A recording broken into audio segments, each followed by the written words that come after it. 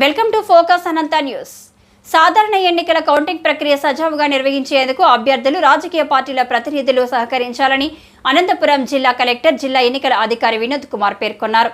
Anantapuram కలెక్టరేట్లోని mini conference హాల్లో సాధారణ ఎన్నికలు 2024పై అభ్యర్థులు, రాజకీయ పార్టీల ప్రతినిధులతో జిల్లా కలెక్టర్ సమావేశం నిర్వహించారు. ఈ సందర్భంగా జిల్లా కలెక్టర్, జిల్లా ఎన్నికల అధికారి మాట్లాడుతూ ఎన్నికల కమిషన్ సూచనల ప్రకారం కౌంటింగ్ కోసం అన్ని చర్యలు తీసుకున్నామని అన్నారు.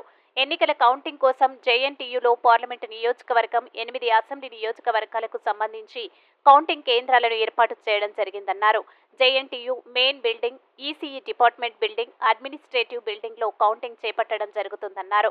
జూన్ 4వ తేదీన ఉదయం 8 గంటలకు కౌంటింగ్ ప్రక్రియ మొదలవుతుందన్నారు. సాధారణ ఎన్నికల కౌంటింగ్ కోసం ఎన్నికల కమిషన్ జిల్లాకు 3 పరిశీలకులను నియమించడం జరిగిందన్నారు. ఎన్నికల నిబంధనల ప్రకారం కౌంటింగ్ ప్రక్రియను పకడ్బందీగా నిర్వహిస్తామని, ఇందుకు సహకరించాలని కోరారు.